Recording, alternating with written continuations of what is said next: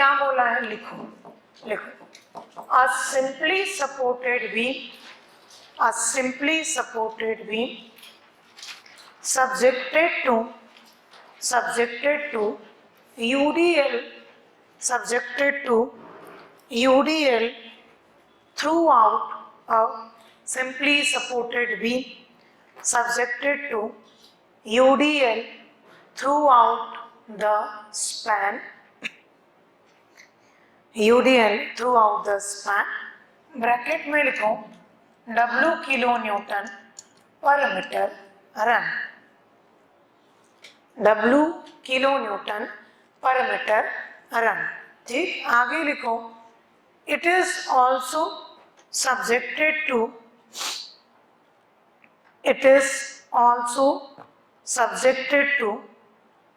point load capital W capital P लिखो, point load capital P at center, then what will be maximum bending moment at center, what will be maximum bending moment at center। सबसे पहले मेरे को इस theory question का diagram बना के दिखाओ, बनाओ डायग्राम बनाओ। क्या बोला है, सिंपली सपोर्टेड बीम, मैं बीम बना रही, इसमें कौन सा लोड लगा है, यूडीएल थ्रू, यूडीएल लगा लिया, क्या इंटेंसिटी है, W kilo newton per metre, span L है, समझ जाओ आप स्पैन कितना है L, और क्या दिया है आगे क्वेश्चन में, अ पॉइंट लोड P कहाँ पर एक्ट कर रहा है, सेंटर पे, सेंटर C, पॉइंट लोड क्या लगा P यानी ये L/2, ये कितने पे आ गया L/2। अब क्या निकालने बोला है आपको, इसका bending moment, maximum bending moment कितना होगा, और पूछती हूँ मैं मैक्सिमम बेंडिंग मोमेंट कितना और कहाँ पर होगा।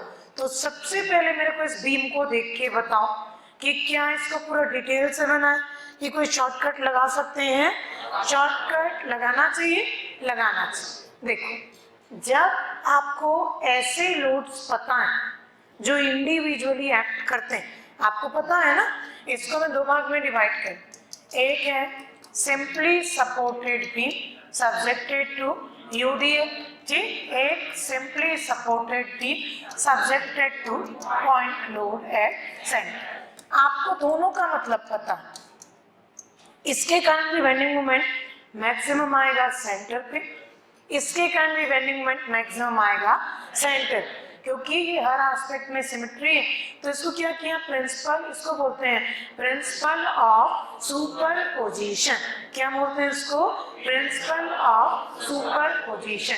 प्रिंसिपल ऑफ सुपरपोजिशन जो है वो रजनीकांत को फॉलो करता है, किसको फॉलो करता है, रजनीकांत। आपने देखा हिंदी मूवी में क्या होता है, 100 तो विलन रहेंगे तो भी क्या करेंगे, एक एक करके लड़ेंगे आप, और लास्ट में जीतता कौन है, हीरो, और खासकर रजनीकांत। तो वो जीतते हैं क्यों, क्योंकि वो ये बोलते हैं एक एक करके आओ, पहले यूडीएल आएगा, फिर कौन आएगा, पॉइंट लो, उसको कोई फर्क नहीं पड़ेगा क्योंकि उसको पता है वो कौन है, हीरो। तो उनके रूल को हम सिविल में फॉलो करते हैं, प्रिंसिपल ऑफ सुपरपोजिशन, समझ में आ रहा है।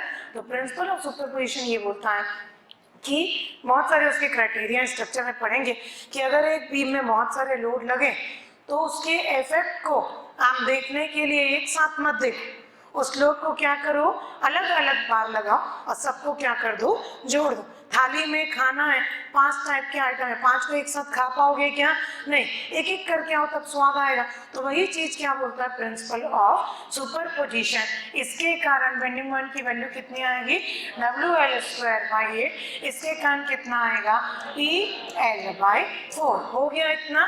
और इसमें आंसर पूछा था एट, क्या आएगा आपका, मिड स्पैन, ये था इसका आंसर। तो कॉम्बिनेशन क्वेश्चन हमारे पेपर में बनाता है, लिख लो, सॉल्यूशन इतना ही था। और आपको अगर प्रूफ देखना है तो घर जाके इसको सेक्शन लेके बना के देखना, यही आंसर मिलेगा आपको, ठीक। तो ये क्या कहलाता है, principle of super superposition, principle of superposition. ठीक, आ रहा है समझ में? वेरी इंपॉर्टेंट, वेरी इंपॉर्टेंट, ये बार बार पूछा।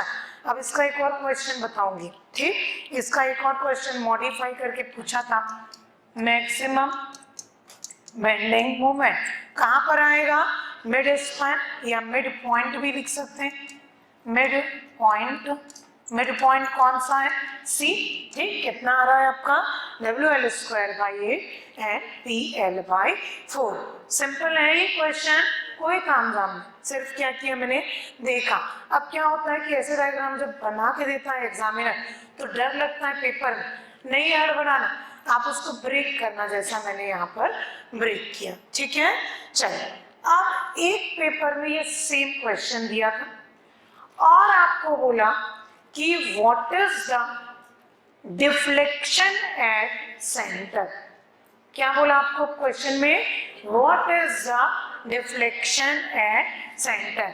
अब मेरे को ये बताओ, डिफ्लेक्शन, आपको दोनों का डिफ्लेक्शन पता है कितना होता है? यूडीएल वाला deflection 5 divided by 384 WL4 divided by EL, ये कितना होता है? PL³ divided by 48 EL। तो ये किसकी वैल्यू हो गई? डिफ्लेक्शन की। खत्म, इससे ये क्वेश्चन बना दिया। स्लोप नहीं पूछे क्योंकि स्लोप जो है वो सपोर्ट्स पे आएंगे।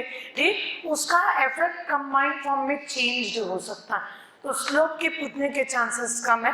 ये है आपका maximum deflection at centre, at centre. ठीक है, हो गया, सिंपल सा क्वेश्चन था, कुछ नहीं करना था। ठीक, कर लो नोट, इतने को कर लो। एक है, हमने बेंडिंग मोमेंट की वैल्यू निकाला और देखो क्या करता है एग्जामिनर, वैल्यू लिखेगा साथ साथ में लिखेगा eight support, at mid point. तो आपका बेंडिंग मोमेंट मैक्सिमम कहाँ पर है? मिड पॉइंट पे। ठीक, तो ये मिड पॉइंट पे आएगा। डिफ्लेक्शन मैक्सिमम कहाँ पर है? सेंटर पे।